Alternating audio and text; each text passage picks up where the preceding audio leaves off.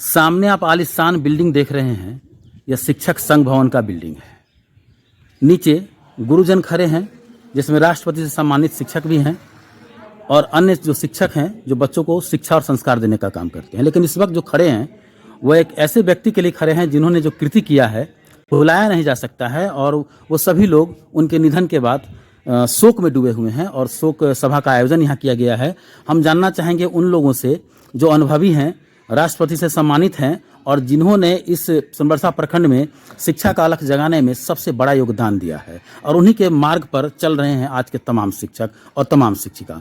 हम जानना चाहेंगे कि आखिर रामपाल सिंह जो अखिल भारतीय प्राथमिक शिक्षक संघ के अध्यक्ष रहे हैं, उनके निधन पर सभी शोक में डूबे हुए हैं। आखिर वजह क्या है, उनका कृति क्या है और सोनबरसा से उनका लगाव क्या है? निश्चित तौर पर उनका कुछ खास है, उन्होंने कुछ खास योगदान दिया है जिसके कारण सभी शोक में डूबे हुए हैं। सबसे पहले हम जानना चाहेंगे, यहाँ पर आपको बता दें राजकिशोर राउत सर हैं जो राष्ट्रपति से सम्मानित हैं, प्रधानाध्यापक हैं भूति से, और सोनबरसा के लिए जो शिक्षा के क्षेत्र में एक ऐसा धरोहर है जिनके कारण सोनबरसा का हर जगह सम्मान से नाम लिया जाता है।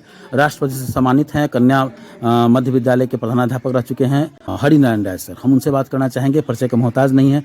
सर, इस समय जो आप लोग यहाँ पर जुटे हुए हैं, आखिर रामपाल सिंह जी अब नहीं रहे, उनकी क्या कृति थी और ये लोगों को जानकारी होना चाहिए, सोनबरसा से उनका क्या लगाव था, कब उनका निधन हुआ, पूरा विस्तार से बताया जाए।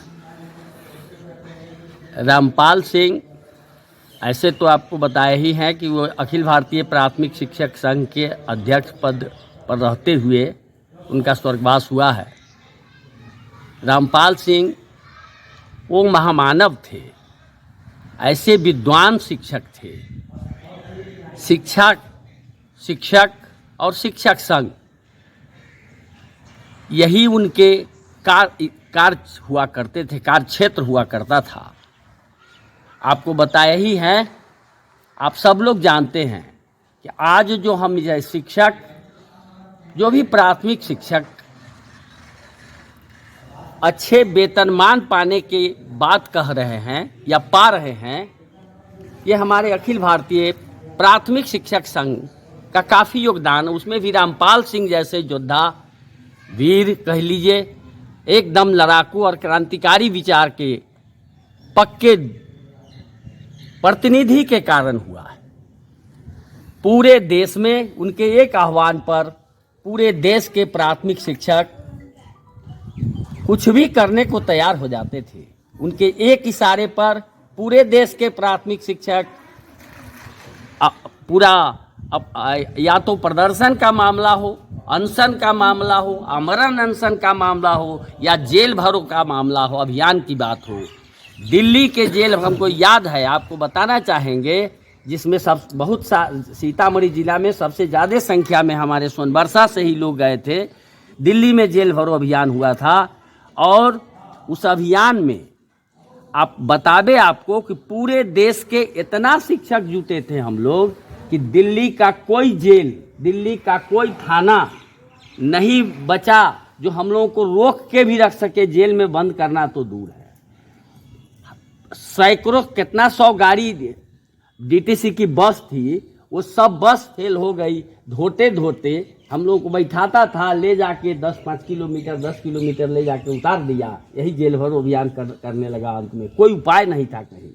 वहाँ का एक एक जेल था जो कितना हजार, हम समझते हैं 10-10 हजार लोग के खड़ा होने या बैठने की जगह वाला कंपाउंड वाला, वो सारे के सारे भर गए।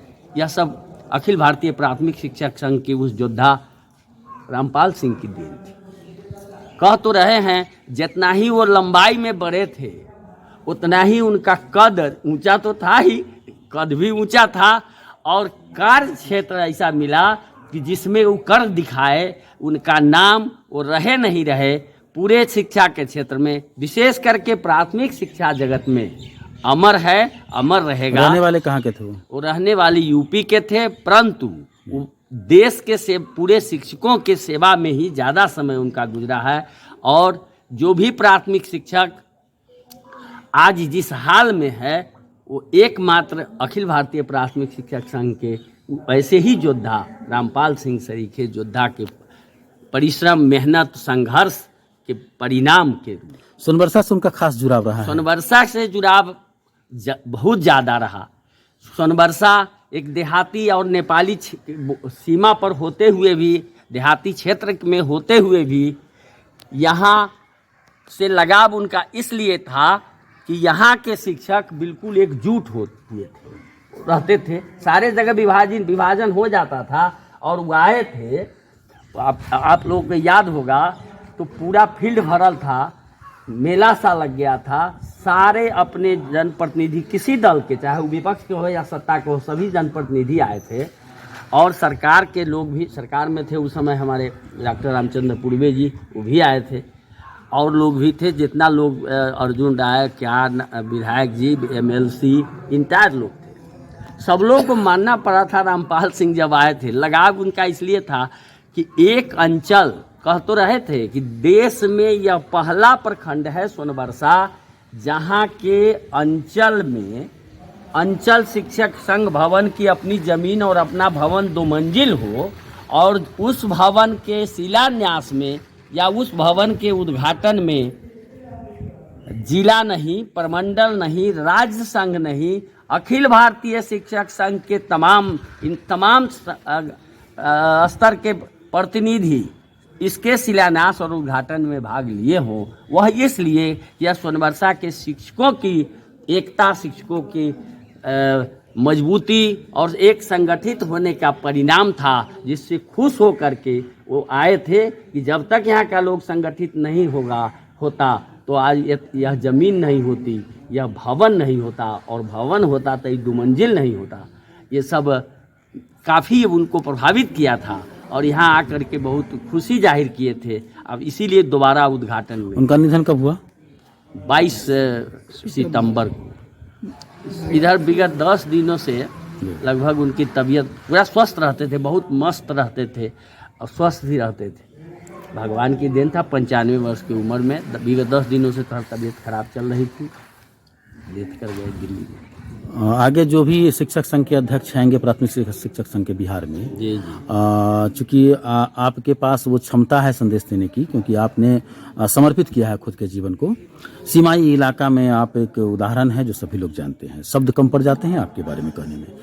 जो उम्मीद की जाती है, आज का जो वर्तमान हालात है उसमें अच्छे शिक्षकों का जो स्थिति है उनके साथ परेशानियां जरूर होती है, लेकिन कुछ लोगों के कारण बदनामियां भी होती है। तो उनका जो संदेश होता था कि शिक्षकों का सम्मान के साथ साथ शिक्षा के स्तर को उठाया जाए, तो वर्तमान में जो अध्यक्ष आएंगे या बनेंगे उनके लिए भी कुछ संदेश कि उनकी जो कृति है उसको आगे बढ़ाया जाए और शिक्षकों के सम्मान के साथ साथ शिक्षा के स्तर को भी सुधारने में सभी संगठन का सहयोग हो। बिल्कुल, उनके लिए हम सब लोग ये जरूर उनसे पूरे तमाम संगठन के जनप्रतिनिधियों से इस बात की आशा करते हैं, इस बात का विश्वास करते हैं, और उन्हें इस बात के लिए आश्वस्त भी करना चाहते हैं कि हम देश भर के शिक्षक उनके साथ होंगे।